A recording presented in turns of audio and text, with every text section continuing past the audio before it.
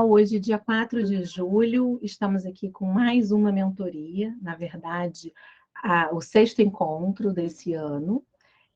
A mentoria é esse espaço, esse momento síncrono, online, mas que a gente pode combinar, conversar sobre casos, conversar sobre os estudos, dividir aquelas dúvidas. E muito preocupada em deixar tudo muito atualizado para vocês, e principalmente porque tem um caso que a gente está bastante adiantado, é um caso de violência policial, uma chacina, né, de pessoas presas ligadas a uma facção criminosa em São Paulo, e é um caso que está assim para marcar audiência, para sair sentença ainda esse ano. Eu achei legal separar algumas informações importantes para já entregar para vocês, sem prejuízo daquilo que vai ficar óbvio no curso completo atualizado, com aquelas imagens que eu acho que para a gente gravar as informações dos casos, é importante a gente ver, né, coisas como aconteceu, como não aconteceu. Então, eu separei nesse caso, por exemplo, do Ayrton Honorato e outros, recortes de jornal, onde a gente vai ver também um pouco da disputa narrativa, né, de uma sociedade punitivista que aplaude esse tipo de movimento, né, de manifestação da força, e a luta por uma sociedade mais democrática, em que nada fique sem punição.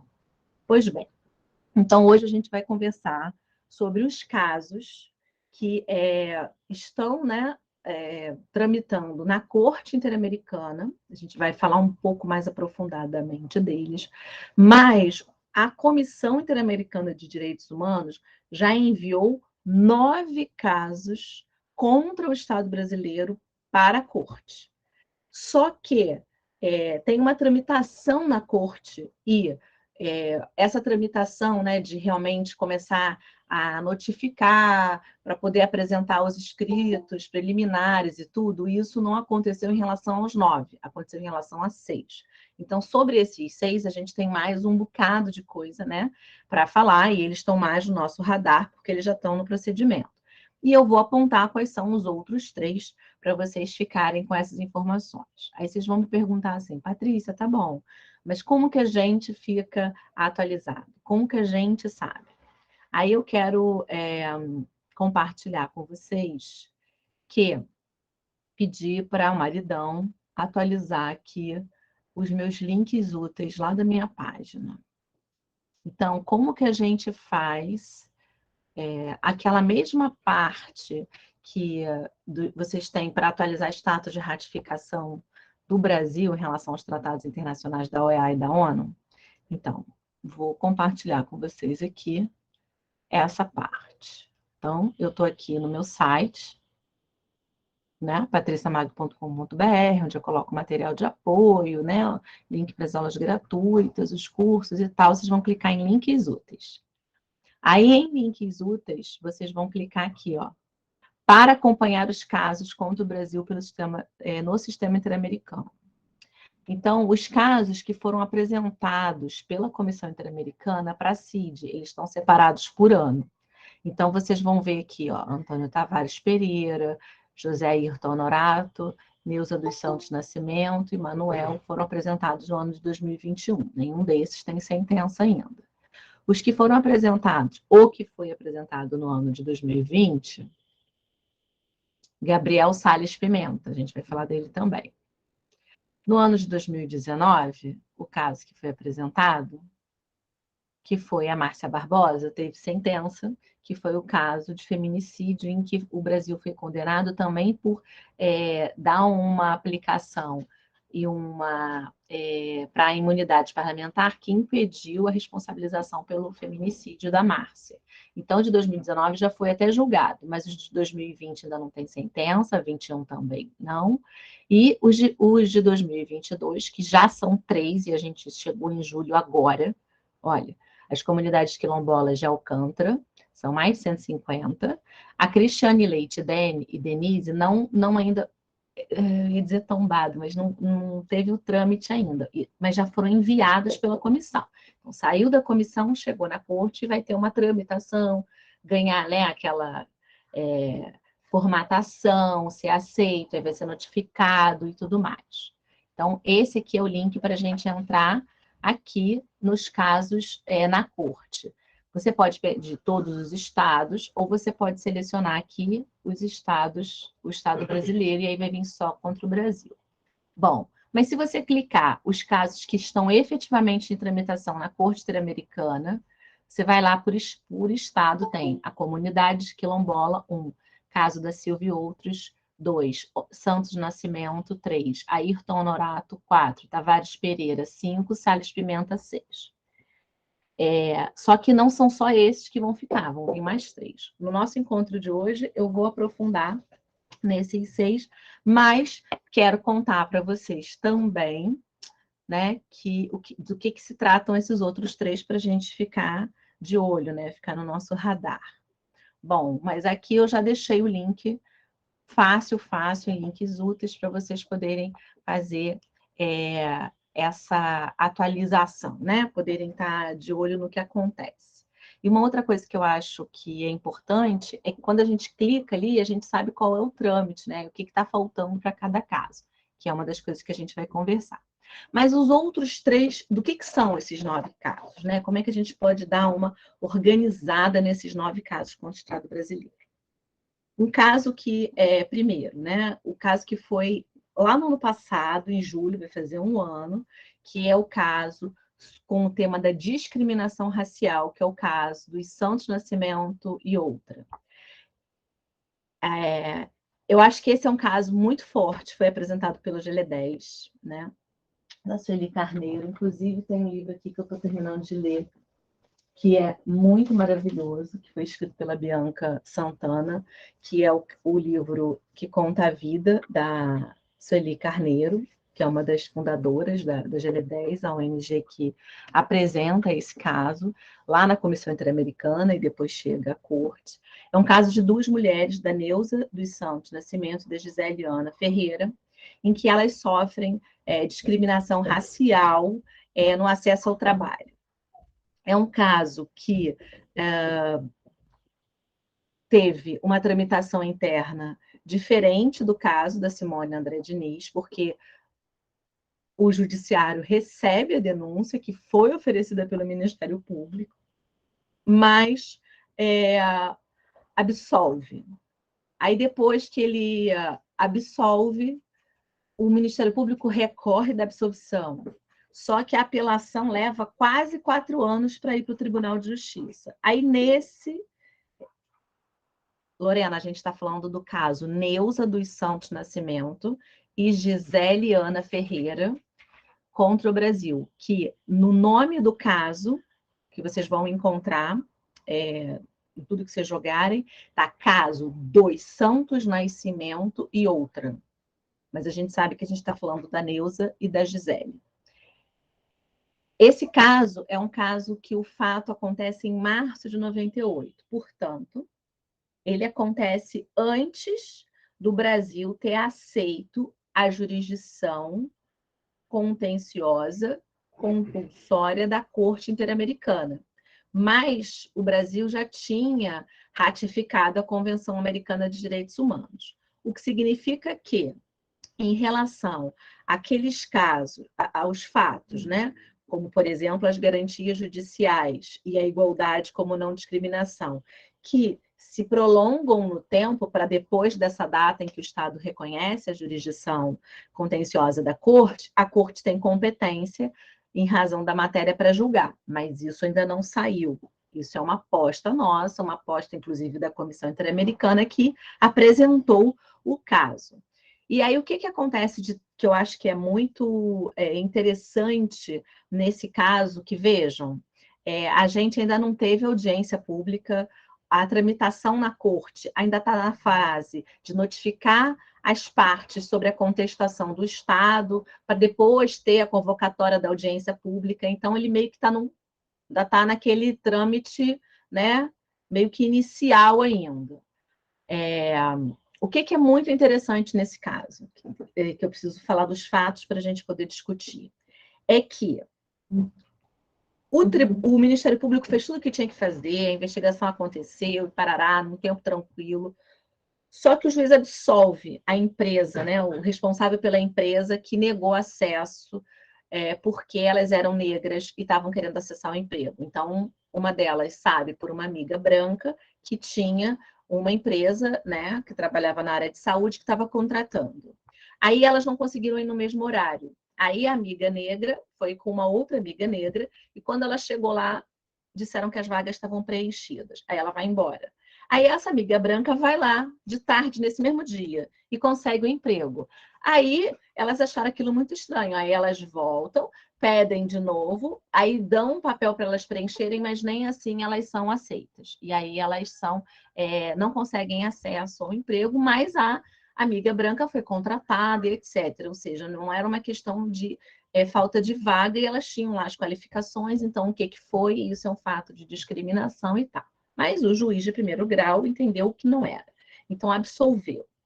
Aí o Ministério Público recorreu. Ficou 4 anos esperando para poder mandar para o tribunal para subir a apelação. Nesse tempo, a AGL10 apresenta a denúncia internacional, a petição contra o Estado brasileiro. E aquilo tem uma tramitação, é admitida, e depois, no mérito, o Estado foi condenado. Mas qual que é o trelelê? Quando chega finalmente no tribunal, o tribunal diz, não, tem que condenar.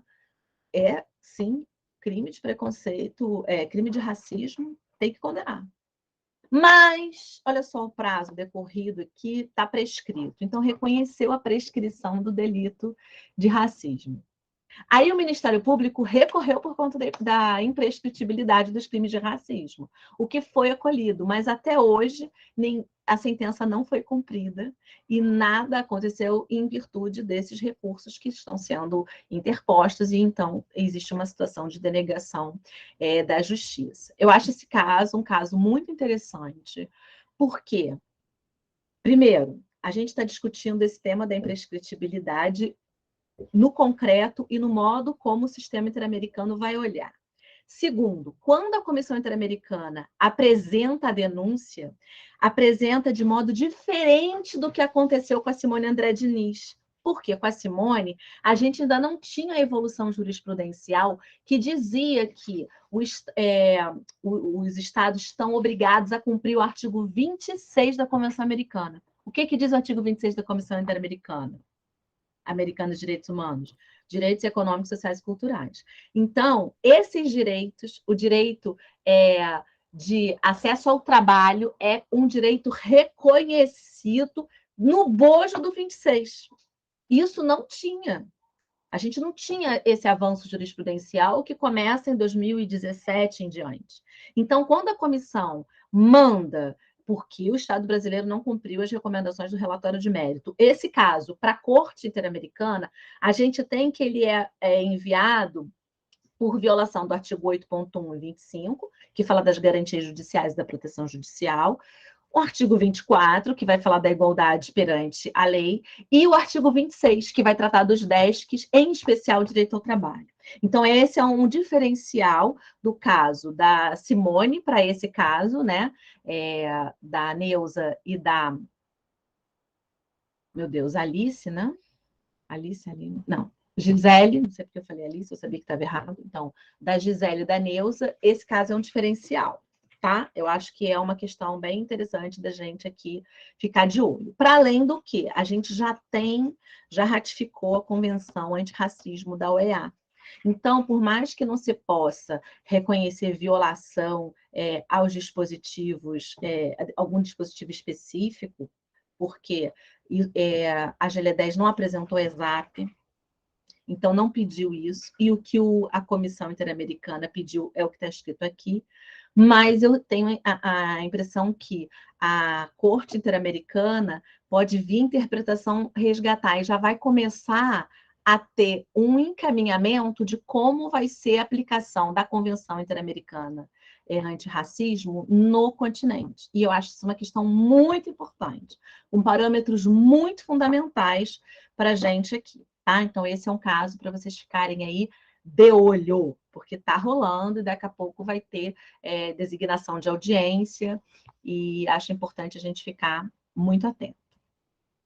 Bom, Desses 9 casos, tem esse de discriminação racial. Agora a gente vai falar de um caso das comunidades quilombolas de Alcântara, que foi apresentado no início desse ano, em janeiro de 2022, mas é uma situação antiga, que tem se arrastado, que já apareceu no relatório da própria Comissão Interamericana sobre a situação dos direitos humanos no Brasil, que foi publicado em fevereiro do ano passado, de 2021, e no início desse ano, quer dizer, quase que um ano depois, a gente tem esse caso que estava há bastante tempo tramitando na comissão, sendo encaminhado para a corte. Já vamos falar dele. Tem o caso que eu já chamei a atenção, que é o caso da chacina de presos, né? Que aconteceu em São Paulo. E aí, para quem está pretendendo ser defensor público em São Paulo, é um caso que vocês têm que ficar de olho real, tá? Que é o conhecido, para quem é paulista, né? Já deve ter ouvido falar, conhecido como o massacre do Castelinho, o que aconteceu nessa região. A gente tem, galera, 4 casos, sendo que um ainda não está realmente na corte, mas tem 4 casos de violência no campo, de mortes de trabalhadores ligados à luta pela reforma agrária. E aí tem casos que, como, né, os nossos já, né, o Exer e o 7º Garibaldi, que aconteceram no Paraná, tem um, e tem outros que aconteceram em outros locais do Brasil. Então, é uma violação sistemática essa precariedade habitacional, esse inacesso à terra, essa discriminação estrutural socioeconômica. Então, a gente vai falar desses 4 casos, mas eu vou focar naqueles 3 que já estão na corte, porque, inclusive, tem 2 que está para sair sentença. Desculpa, Paty, eu perdi aqui. Eu vi que teve uma pergunta.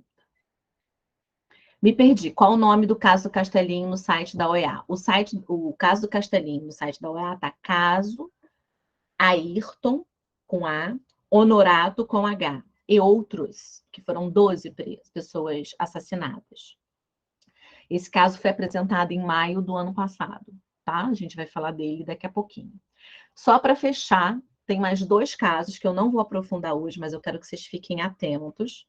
Um caso é sobre violência sexual e de gênero e desaparecimento forçado de militantes, inclusive mulher ligada ao movimento Mães de Jacari, que tem a ver com uma chacina acontecida aqui no estado do Rio de Janeiro. E um outro caso, que é um caso assim, que muita gente já deve ter escutado, que é o caso Denise Crispim, Eduardo Collin Leite e outros contra o Estado brasileiro, que também é um caso de justiça transicional. O Eduardo foi desaparecido, né? Foi morto, executado. A Denise foi barbaramente torturada enquanto estava grávida, pariu enquanto estava presa. E depois de muitos anos ela conta o que aconteceu, e aí a filha consegue lutar pelo reconhecimento da paternidade, é todo um drama muito interessante. Mas nem no site da OEA vocês vão encontrar um comunicado de imprensa ainda, porque é muito recente esse envio, tá? É de maio de 2022. Agora, né? Tem coisa de menos um mês e pouco. É de justiça transicional esse caso da Denise Crispim e do Eduardo Collin Leite. Mas tem um comunicado do CEGIL que conta essa história, e eu vou colocar aqui no link para a galera da mentoria, mas... Eita. Eu vou ter que colocar para vocês, calma aí. Mas a galera que assistir depois pode pesquisar, só colocando o nome do caso, porque é fácil. O Eduardo tinha um codinome chamado Bacuri, e ele era super famoso, foi uma das pessoas daquele movimento de resistência que tem relação com o sequestro do embaixador americano, enfim, é cheio de idas e vindas, e tiram ela da cadeia, levam ela para meio que se despedir dele, enfim, mil coisas, cheio de detalhes ali, né, e de muita violência, e a violência contra a mulher, nesse caso, tem um recorte mais reforçado, como vocês podem conferir no comunicado, mas veja, eu prefiro falar com vocês mais sobre esse caso depois que a corte e a comissão começarem a ter os comunicados de imprensa oficiais e tal, porque aí a gente já tem um recorte de qual vai ser o encaminhamento oficial do sistema. Mas o CEGIL é peticionário, nesse caso, assim como foi no caso do Herzog, como foi no caso da guerrilha do Araguaia, e é uma ONG respeitadíssima que tem trabalhado muito sobre o tema da justiça transicional no continente. Então, a gente vai falar, já falamos do caso da discriminação racial, que eu tenho essa aposta de que vai vir coisa de convenção interamericana antirracismo. A gente agora vai falar um pouquinho da comunidade quilombola, das comunidades quilombolas de Alcântara. Vamos falar da violência policial da chacina, tá? Do caso Ayrton Honorato e outros. Vamos falar de 3 casos de violência no campo vinculados, de trabalhadores rurais vinculados ao MST. Eu não vou falar dos casos que ainda não estão tramitando na corte oficialmente, que são esse da justiça transicional, esse do desaparecimento com violência sexual e de gênero, e esse último, esse quarto, né, do Manuel Luiz da Silva e familiares, que ainda não chegou na corte. Mas eu queria falar dele aqui para vocês ficarem atentos e porque isso demonstra um contexto de violação sistemática em relação ao tema da reforma agrária. Tá legal? Muito bem. Sobre a comunidade, as comunidades, então preste atenção porque eu estou falando a comunidade, porque normalmente a gente tem que os casos têm a ver com uma comunidade. E especificamente no Maranhão, nessa região, né, chamada município de Alcântara, a gente tem diversas comunidades, e comunidades que têm perfis de pertencimento étnico, racial, tanto indígena quanto de origem africana. A gente tem essa mistura ali. Gente, são 152 comunidades quilombolas. Então, na hora da gente falar das vítimas, a gente vai ver 152 comunidades. A gente vai estar falando das pessoas que pertencem a essas comunidades, a esses quilombolas, que têm essa mistura, né, étnico-racial. E aí vocês vão ver que os peticionários são os representantes das comunidades quilombolas que vão lutar pela emissão de títulos de propriedade, pela garantia do reconhecimento de uma propriedade comunitária, acesso à água, acesso à possibilidade de manter a sua relação, né, visceral com o meio ambiente e esse pertencimento àquele lugar, luta para aquelas pessoas que foram reassentadas, porque isso aconteceu para se instalar uma base militar, que não pode ser qualquer local. Mas vejam que só pelos peticionários, a gente já tem uma noção da magnitude e da diversidade de vítimas nesse mesmo caso que tem um elo conector. São violências que começam a ser cadastradas nos anos 80, naquele momento de reabertura política, em 1983, e seguem sistematicamente até a presente data. Bom, eu anotei aqui para não me perder, olha, representantes das comunidades de Samucanguá, Iririzal, Ladeira, Soacim, Santa Maria, Canelatiuá, Itapera, Mamuninha, situadas em Alcântara. E além dessas comunidades, pela Sociedade Maranhense de Direitos Humanos, pelo Centro de Cultura Negra do Maranhão, CCN, pela Associação das Comunidades Negras Rurais Quilombolas do Maranhão. Então, a gente tem uma associação estadual que está fazendo também essa litigância estratégica, pela Federação dos Trabalhadores da Agricultura do Estado do Maranhão e pelo Centro da Justiça Global e pela Global Exchange. Então, todos esses peticionários representam os interesses de 152 comunidades quilombolas. Imagina como esse processo deve ter documento, mas tudo bem. Bom, a gente tem aqui uma petição que começa na Comissão Interamericana, né, em 2001, é admitida em 2006, tem um relatório de mérito em junho de 2020 e chega, né, é encaminhada ao sistema interamericano de direitos humanos na corte desse sistema em 5 de fevereiro desse ano. Então, esse é um caso que está no comecinho. Ele foi registrado, recebeu anexos, teve a notificação do Estado e está no prazo do Estado para apresentar a resposta. Vai abrir ainda prazo para o ESAP, né, que são os escritos de solicitudes, argumentos e provas, que esses peticionários vão apresentar em nome dessas 152 comunidades. Aí depois vai ter lá naquele procedimento a notificação do Estado sobre o ESAP, para ele poder contestar, a notificação da contestação, e aí uma resolução sobre a convocação ou não de audiência pública, que eu acho muito provável de ser convocada.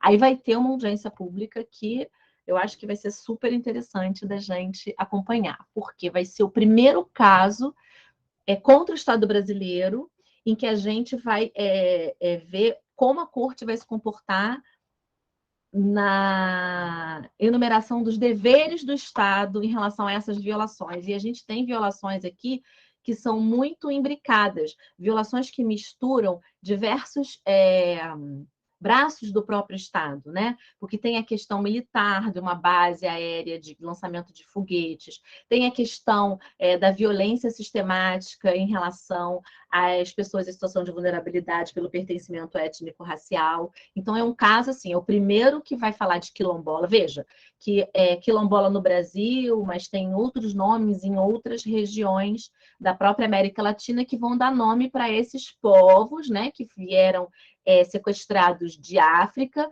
e que, lutando pela sua liberdade, encontraram um meio de buscar esse pertencimento, né? São povos que a Convenção 69 da OIT vai falar que são povos tradicionais, né? Povos tribais, e aqui a gente também tem um quê de povos indígenas, que são os povos originários. Eu acho que esse caso também é um caso daqueles assim que vai ser um marco, não só para o Estado brasileiro, como um marco da jurisprudência do próprio sistema por conta do desenho atual das evoluções que estão acontecendo no sistema interamericano, né? Então, a gente tem um histórico de se reconhecer em casos como esse a violação à integridade pessoal, às garantias judiciais, combinado com a proteção judicial, a liberdade de expressão, porque nesse caso essas pessoas estão super limitadas em razão disso, a proteção da família, mas quando se fala em propriedade, se combina essa ideia de propriedade tradicional com o artigo 24, que está no 21, com o 24, da ideia do princípio da igualdade perante a lei. Então, a gente tem uma ampliação desse 21 com direito à vida, integridade psicossocial. Então, a gente vai combinando os dispositivos para dar uma nova roupagem a essa propriedade que é entendida de modo comunitário. Só que, vejam, a gente vai ter, nesse caso, que a comissão também apresenta a violação, o escrito contra o Estado brasileiro por violação da propriedade, que é o 21, e do 26, porque a gente está tendo essa evolução jurisprudencial que tem reconhecido que os Estados têm obrigações a partir do artigo 26, que fala dos DESCs, coisa que é uma mudança bem importante. Então, esse caso tem tudo para ser também um caso marco. A sentença desse caso não deve sair por esse ano, porque ele começa esse ano, né? Mas a gente tem que ficar de olho se até o final do ano a gente não vai ter uma audiência aqui importante. Bom, o terceiro caso que eu quero discutir com vocês, bom, só para fechar aqui, eu avisei que a Comissão Interamericana recomendou que o Estado tinha que adotar uma série de medidas para obter a delimitação, demarcação da área, titulação completa do território ancestral das comunidades quilombolas de Alcântara, garantindo uma posse segura. Em relação às pessoas que reassentou, garantir a mesma coisa, reparar integralmente as consequências das diversas violações declaradas no relatório de mérito, e o Estado quedou inerte, não fez nada disso. Bom, agora o caso, né, da chamada Operação Castelinho. O que a gente está falando? A gente está falando da Secretaria de Segurança do Estado de São Paulo, nos idos de 2001, que criou, achando que estava lutando contra o crime organizado, um grupo especial chamado GRADI, Grupo de Repressão e Análise de Delitos de Intolerância, que operava diretamente com os serviços de inteligência da polícia. E aí, nesse contexto, diversas foram as iniciativas e as práticas ilegais, como, por exemplo, o recrutamento de presos condenados, com promessa de proteção da própria família, até mesmo de soltura antecipada, para eles entregarem informações sobre o quê? Sobre o primeiro comando da capital, que é uma facção criminosa que estava crescendo muito nos presídios lá de São Paulo. E aí, eles resolveram que, com essas diversas informações que teriam acessado, inclusive de maneira ilícita, que em 5 de março de 2002, próximo à cidade de Sorocaba, a Polícia Militar realizou uma operação contra o PCC, que seria, então, a principal organização criminosa da cidade, e a operação foi apelidada de Operação Castelinho, por conta da localidade. E o que foi que eles fizeram? Eles instruíram ex-presos, informantes, a enganarem o primeiro comando da capital sobre a existência de um avião com dinheiro que chegaria no aeroporto de Sorocaba. Aí ela cercou o lugar com aproximadamente 100 policiais e sem a presença de nenhuma testemunha que pudessem questionar a versão oficial, promoveu um tiroteio que foi justificado como um ato de resistência. Um policial foi ferido com lesões leves e as 12 vítimas do presente caso morreram com mais de 700 disparos de arma de fogo. Se vocês tiverem curiosidade de jogar Operação Castelinho, Sorocaba na internet, vocês vão ver várias notícias, reportagens, e vão ver uma disputa discursiva tremenda em relação a ao que realmente aconteceu. E a Comissão Interamericana analisou o relatório de mérito, né? No relatório de mérito, analisou as provas, analisou o que o Estado argumenta e considerou que o Estado não se desincumbiu, não demonstrou que a operação foi planejada de modo adequado, de acordo com o arcabouço jurídico compatível, né? Apropriado. O uso da força não se mostrou compatível, porque 12 pessoas foram executadas com mais de 700 disparos e um policial teve uma lesão leve. Então, nenhum processo administrativo foi aberto. Inclusive, na hora que eu joguei, né, na internet para fazer pesquisa, eu verifiquei que o responsável pela operação, conhecido como Massacre do Castelinho, ele chegou, inclusive, a ser nomeado secretário, né? Uma das pessoas que atuou, né, nessa operação foi nomeado secretário do governo atual esse ano, né, em abril desse ano. Então, vejam que aquela lógica de que, quando a gente estuda justiça transicional, que uma das coisas mais importantes da justiça transicional é produzir o desmonte do aparato repressivo do Estado montado de forma inadequada, o que se dá mediante a responsabilização das pessoas que praticaram e produziram violações bárbaras de direitos humanos, para que eles sejam afastados de espaços de poder e que uma das consequências importantes é isso, o fato da gente não ter tido uma justiça transicional séria no Brasil e essa grande impunidade, porque as pessoas foram absolvidas no processo interno, entre outras coisas, faz com que a gente tenha essas permanências autoritárias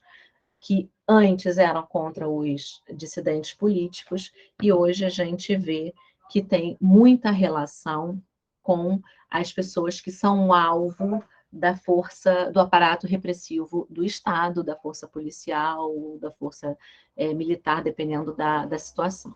Então, nesse caso especificamente, a Comissão Interamericana entendeu que não houve cumprimento da devida diligência na investigação, o Estado não produziu essa investigação de acordo com os estándares do devido processo legal, do due process of law, então reconhece que é responsável pela violação do direito à vida, artigo 4º, direito à integridade pessoal, artigo 5º, garantias judiciais 8 e proteção judicial 25, todos eles combinados com 1.1 e 2 da Convenção Americana. E recomendou, recomendações essas no relatório de mérito que o Estado não cumpriu, reparar integralmente as violações de direitos humanos, tanto do ponto de vista material como imaterial, Adotar as medidas de compensação econômica e satisfação aos familiares também.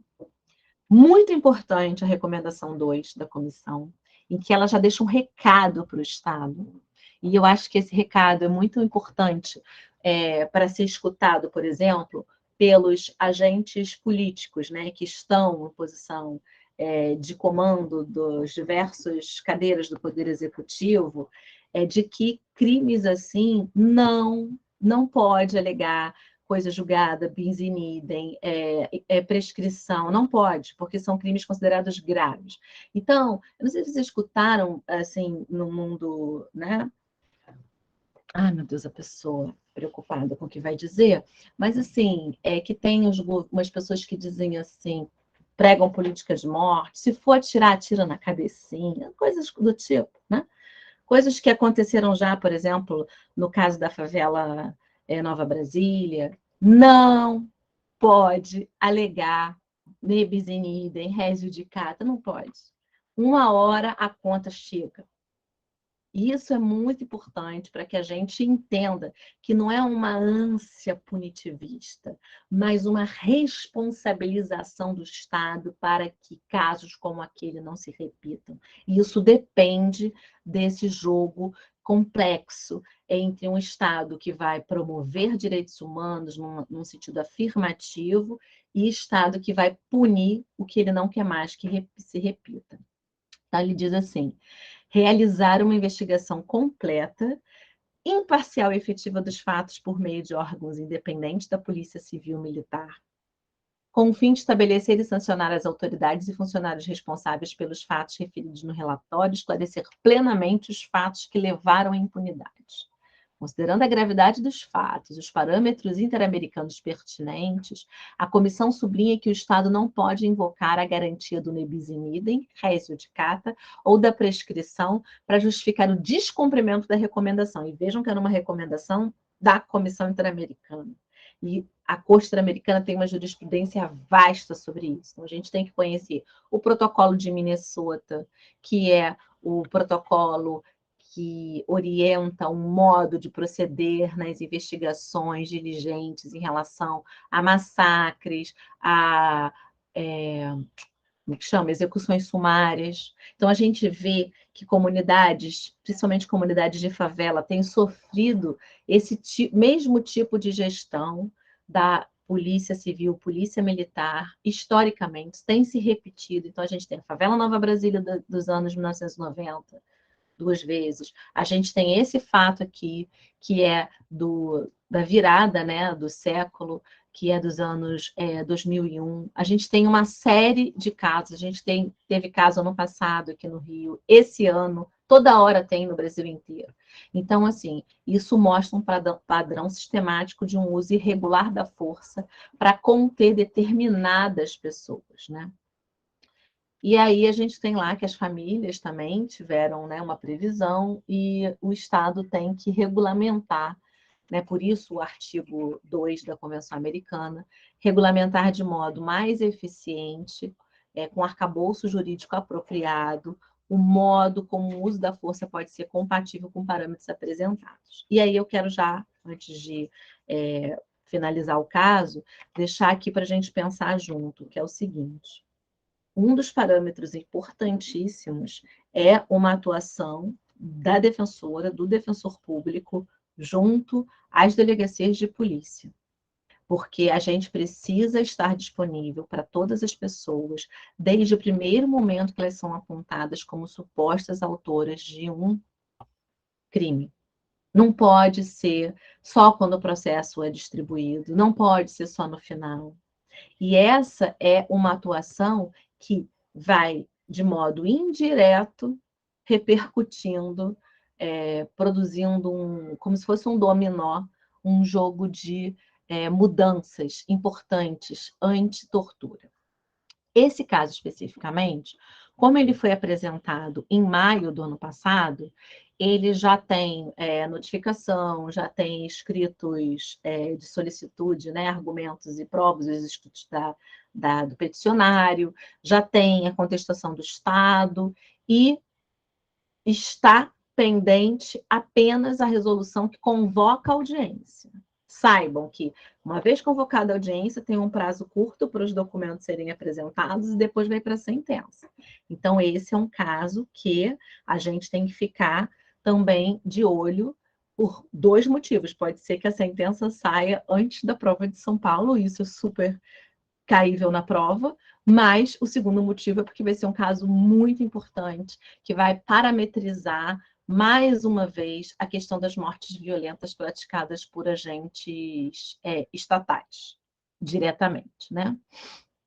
Bom, eu tenho, agora eu vou falar de três casos vinculados à violência no campo, três casos vinculados ao MST, né, a luta de trabalhadores do movimento Sem Terra, luta em prol da reforma agrária, e aí eu quero me colocar enquanto militante antimanicomial, lá na Carta de Bauru, de 1987, ser antimanicomial significa se posicionar contra as estruturas de opressão, e está lá escrito pela reforma agrária, pelo direito das mulheres, pelo direito das crianças, pelo direito dos negros e das negras, dos povos indígenas.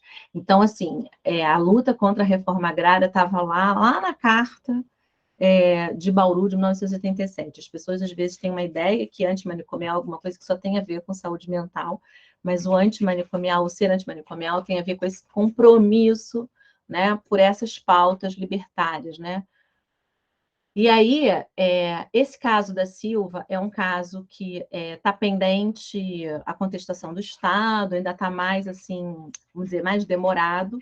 Tem outros dois casos que as sentenças devem sair por agora, para essa próxima reunião que vai ser, eu não sei se é nesse mês ou se é no mês que vem, então vão vir duas sentenças de violência no campo. Essa eu acho que vai demorar mais um pouquinho, porque ainda não teve nem audiência. Mas esse aqui é um caso que é interessante, eu quis começar por ele, porque ele é um caso que acontece numa fazenda, né, localizada em São Miguel de Taipu, a fazenda Engenho de Taipu, que fica no estado da Paraíba. Então, é uma violência, um assassinato, né, acontecido em 19 de maio de 1997. Portanto, pelo direito à vida em si, o Estado brasileiro não pode ser responsabilizado pela corte. Por quê? Porque a gente só aceita a jurisdição contenciosa da corte em 10 de dezembro de 98. Mas, em razão da ausência de devida diligência, a gente pode ter o reconhecimento da responsabilidade, sim, do Estado. O que eu acho bastante interessante nesse caso é que ele vai apontar esse contexto de violações vinculadas aos conflitos pela terra, que tem se dado em prejuízo dos trabalhadores e das trabalhadoras rurais, né? E vai mostrar assim o quanto que as pessoas que são defensoras de direitos humanos, que são aquelas pessoas que lutam e militam pelas suas pautas, né, que têm direito de se colocar, têm sido verdadeiros alvos, como a gente acabou de testemunhar aí com as pessoas que lutam pelos direitos dos indígenas. O caso do Tavares Pereira, que é aquele caso que já teve até um monumento que foi erguido, esse caso do Tavares Pereira é um caso de um homem, na verdade, assim, não foi só ele que morreu, só ele morreu, mas não foi só ele que foi atingido, porque estava rolando uma manifestação, né, uma marcha pela reforma agrária no Paraná, na época do governo Jaime Lerner, que é apelidado, é conhecido pelos meios de comunicação como o arquiteto da violência, porque, afinal de contas, entre 1994 e 2002, ocorreram 502 prisões de agricultores, 324 lesões corporais, 7 trabalhadores foram vítimas de tortura, 47 foram ameaçados de morte, 31 tentativas de homicídio, 16 assassinatos, 134 despejos violentos, dentre esses despejos, aquele que vitimou o 7º Garibaldi, e um sequestro.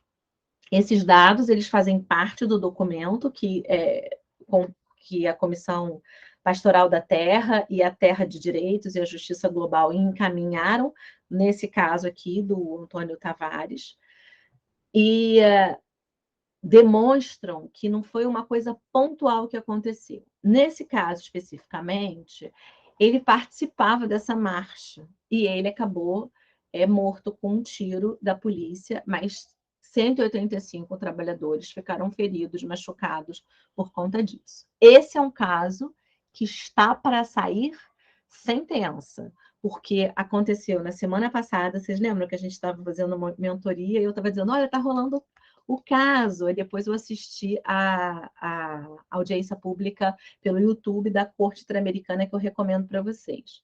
Mas já temos, né, audiência pública, que foi nos dias 27 e 28 de junho, então está no prazo para as pessoas apresentarem as observações finais, se alguém for apresentar amicus curiae por agora, para depois sair a sentença. Então, para esse ano, a gente vai ter sentença nesse caso.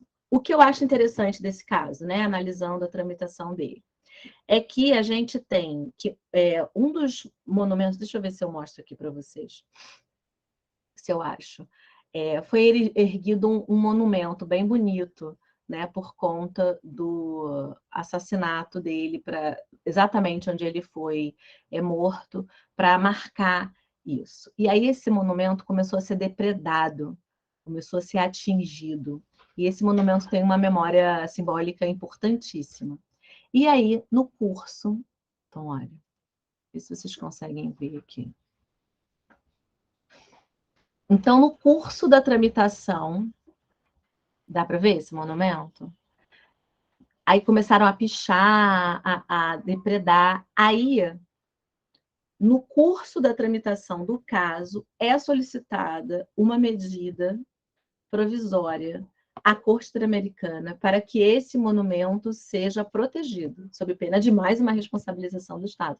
Porque se em um determinado momento esse monumento foi erguido como uma forma de reparação pelo assassinato desse homem que deixou 5 filhos, esposa, etc., tinha uma história, depois ele não pode ser depredado e o Estado não fazer nada.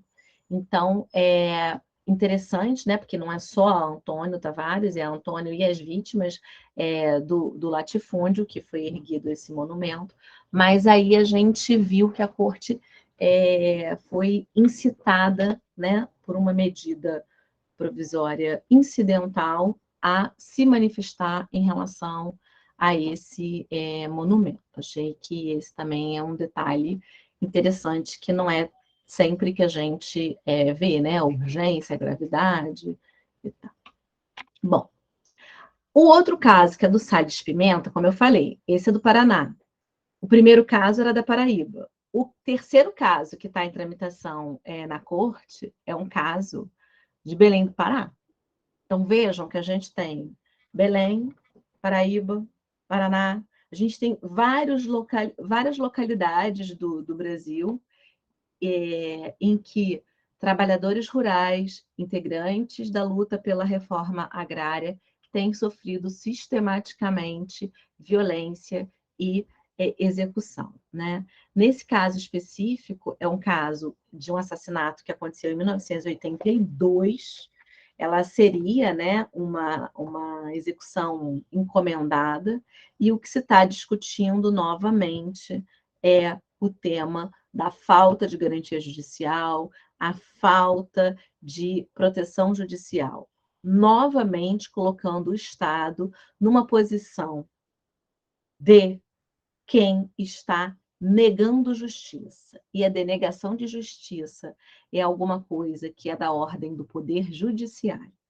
Por isso, a importância que tem dado o Conselho Nacional de Justiça para, por um lado, criar uma unidade para monitorar e fiscalizar as decisões internacionais contra o Estado brasileiro, e, por outro lado, incentivar de modo positivo que os juízes, que as juízas, que os desembargadores e desembargadoras de todos os tribunais do Brasil utilizem o controle de convencionalidade nas suas decisões. Então, está aberto um concurso nacional de decisões de direitos humanos, em que os juízes, juízas e outras pessoas podem apresentar decisões, inscrever decisões judiciais que podem vir a ser premiadas, em que utilizem, não só invoquem artigos ou recomendações ou observações gerais dos órgãos de monitoramento e fiscalização de direitos humanos, mas que principalmente apliquem a racionalidade do controle de convencionalidade nas suas decisões. É isso que está rolando agora, e eu acho que é uma questão que, a médio e longo prazo, pode realmente produzir muitas mudanças muito interessantes em relação ao modo como o controle de convencionalidade pode ser provocado por quem peticiona, advogados, defensores, e o modo como esse controle de convencionalidade precisa ser cumprido pelos magistrados. Então, a denegação de justiça é da ordem do Poder Judiciário também, né? Não podemos esquecer disso. Muito bem, crianças, fiz um passeio pelos casos todos. O último caso, o de Belém do Pará, é o caso chamado caso Sales Pimenta. É o de Belém do Pará.